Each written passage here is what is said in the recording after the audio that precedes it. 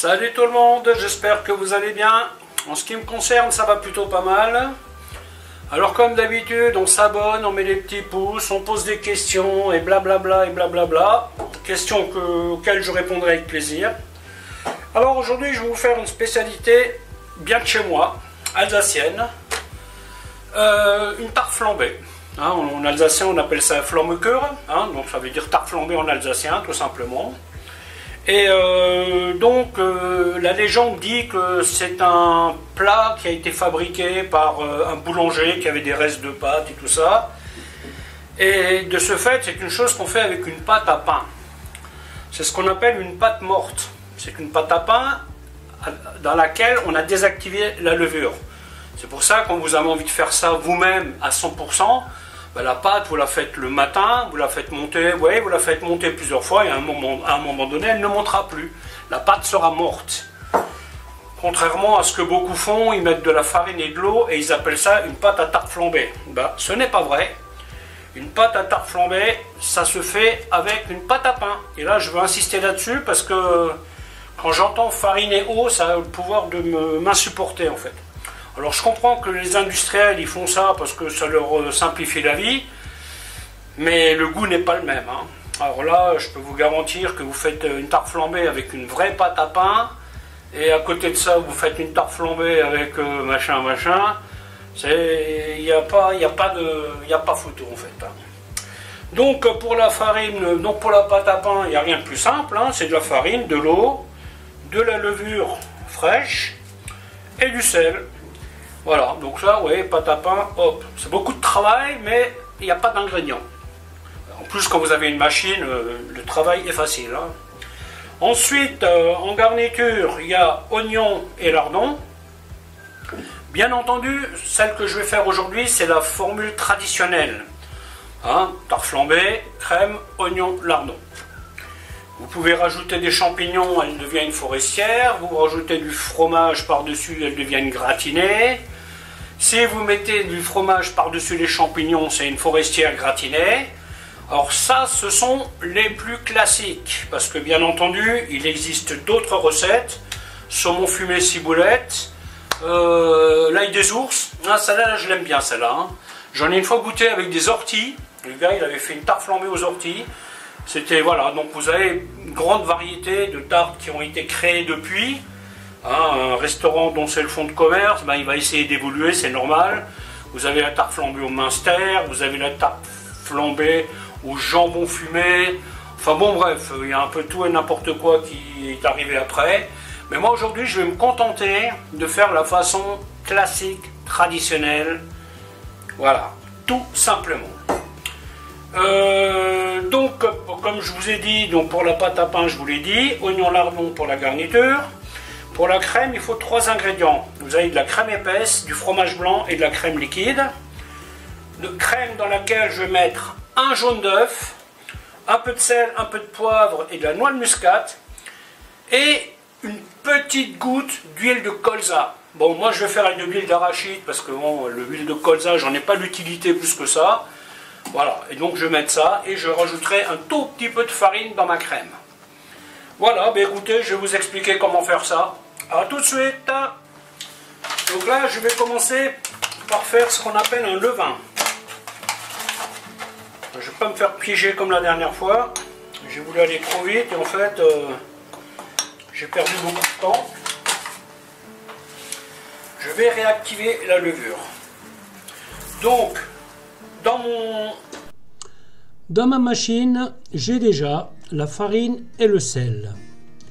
Donc 650 g de farine et 10 g de sel. Et ici 80 g d'eau. Pour le levain, je vais faire à l'arrache comme d'habitude. L'eau, faites bien attention qu'elle soit à la bonne température. Je la mesure à 30-35 degrés, qui est la température idéale pour que la levure fasse son travail.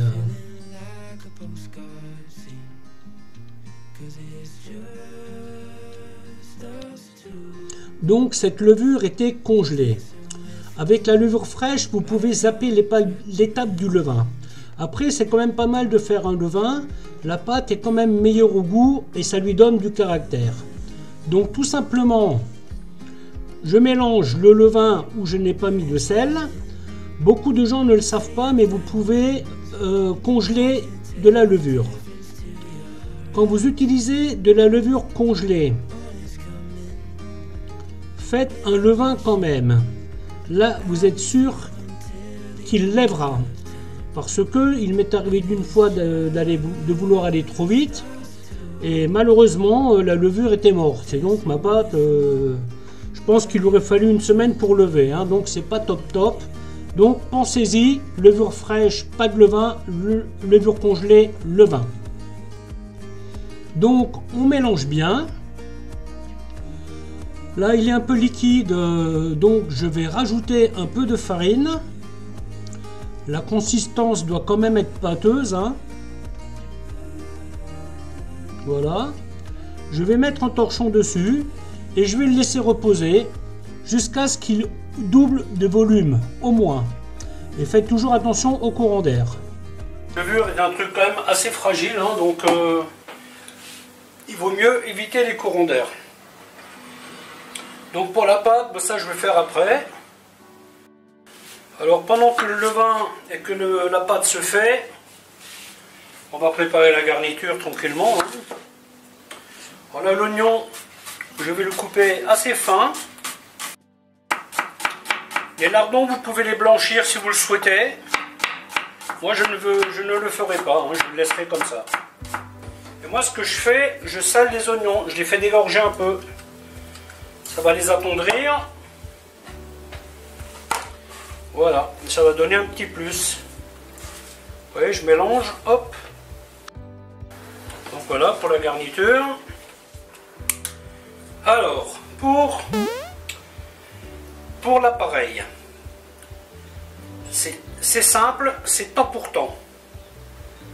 Donc là, je vais mettre 200 g de crème liquide. Je vais mettre 200 g de fromage blanc. Alors, fromage blanc 20%, hein, bon là j'en ai pas trouvé. 2000 sortes de. Quand vous faites chercher, il y a 2000 sortes de fromage blanc et bien entendu il n'y a pas celui que vous voulez quoi. C'est un peu saoulant ça. 200 g de crème épaisse. Un jaune d'œuf. Noix de muscade, j'y mets une pointe. Poivre.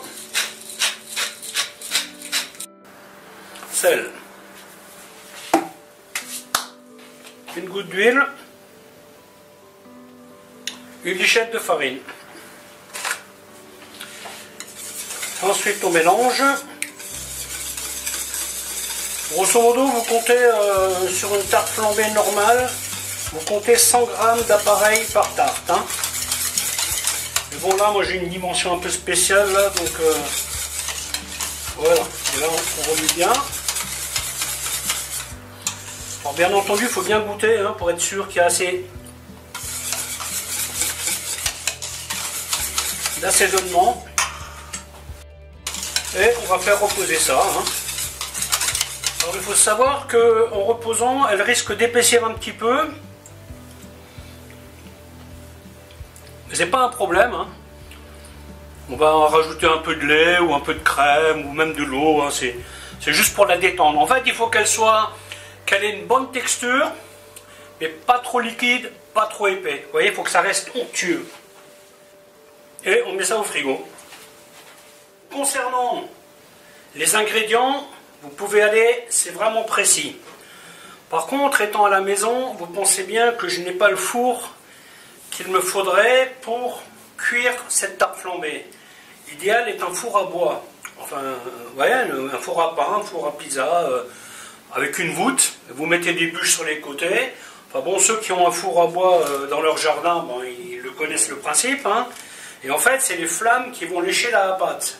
La tarte flambée. Vous voyez, c'est ça qui lui donne ce côté un peu brûlé, un peu...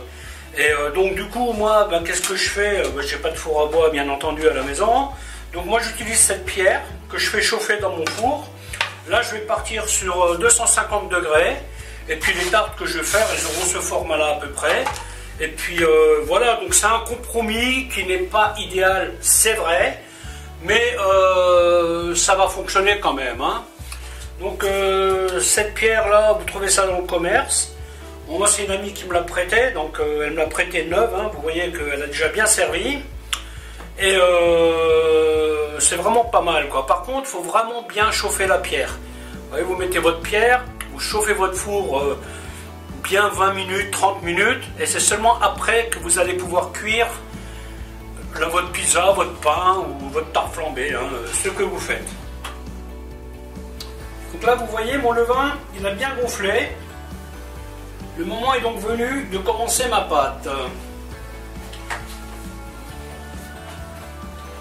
Donc là j'ai 400 g d'eau à 30 degrés. Bon, c'est pas super pratique là, à faire comme ça. Et la machine je vais la mettre sur 2.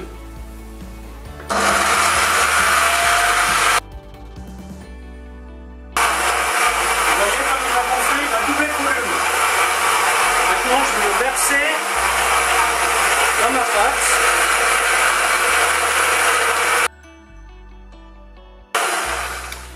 Alors surtout, ne vous précipitez pas à rajouter de la farine ou de l'eau.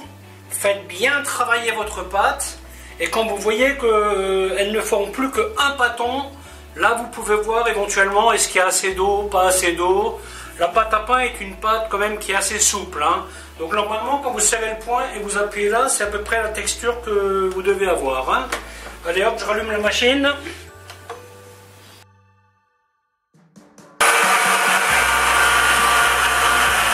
là on part sur 15 minutes de pétrissage.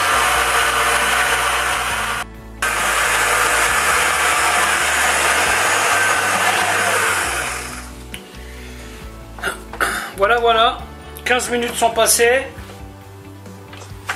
Donc je vérifie ma pâte. Bon, normalement ça devrait former une boule au fond, mais bon, avec cette machine là, malheureusement c'est un peu optimiste, hein.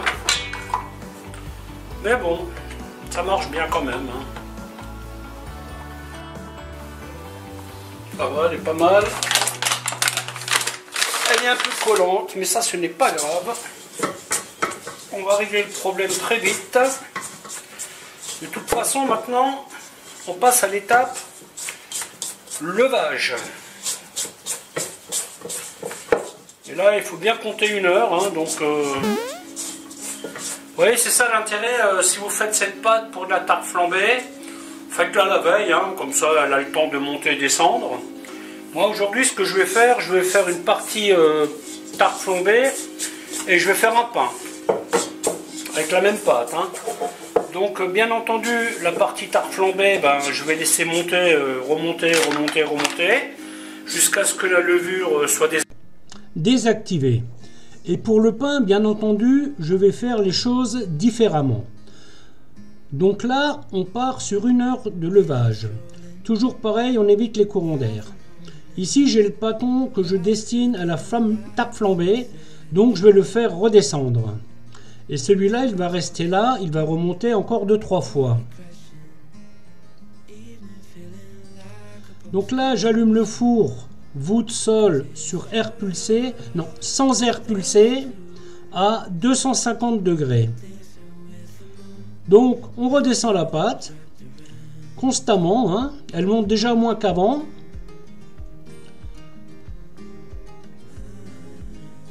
Toujours descendre la pâte.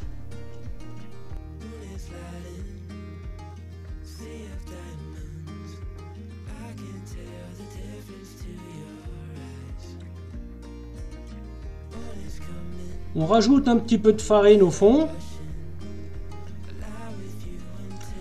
On n'est pas loin du bout là, ça va bientôt le faire.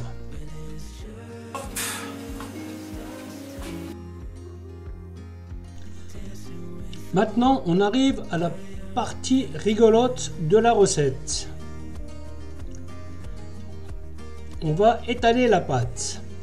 En fonction de la taille du moule, c'est une pâte qui normalement est étalée très fine, à peu près 2 mm d'épaisseur. Donc il y a beaucoup de farine que je vais enlever en partie à la fin. Faites bien attention à toujours rechercher la forme souhaitée. Si vous voulez un rectangle, vous faites un rectangle. Si vous voulez un rond, vous faites un rond. Vous devez vous adapter à votre... Voilà, on mesure. On fait bien attention que ça ne colle pas. Et ensuite, on y met la garniture. Donc là, vous avez la crème hein, qui, a priori, a la bonne consistance. Toujours faire attention, pas trop épais, pas trop liquide. Hein. Vous devez pouvoir tracer un trait sur le dos de la louche. Ensuite, vous étalez bien. Vous faites bien attention qu'il n'y en ait pas partout sur les côtés. Ensuite, vous répartissez les oignons. Oignons qui ont été salés, dégorgés, les lardons. Et voilà, vous faites attention à ce que ça ne colle pas et vous la mettez au four. Évitez ces plaques à trous. Si ça coule, vous en mettez plein dans le four, hein, c'est pas vraiment utile. Si vous avez des plaques à pizza pleines, comme celle-ci, vous mettez un papier sulfu et ça le fera. Voilà, hop. Donc bien entendu, on étale en rond hein, quand vous mettez ça là-dedans. Voilà, hop, pareil. Voilà, ça on met au congèle. Bien entendu, on le met congelé au four, hein, faut pas le laisser dégeler. Et vous aurez un chouette résultat. Hein. Là, l'avantage de ce genre de truc, c'est un peu de travail, c'est vrai. Mais vous savez ce qu'il y a dedans, vu que c'est vous qui l'avez fait. Voilà, voilà. Alors bien sûr, comme je l'ai déjà dit, elle n'a pas gratiné par le dessus. Mais la pâte, elle est bien croustillante. Là, il y a un début de gratinage. La prochaine que je vais cuire, je vais mettre le four en air pulsé. Là, j'avais décidé de ne pas le faire. J'ai mis la sole et puis la voûte. Mais la prochaine fois, je testerai air pulsé. Peut-être que ça cuira de façon plus homogène. Allez, bye bye!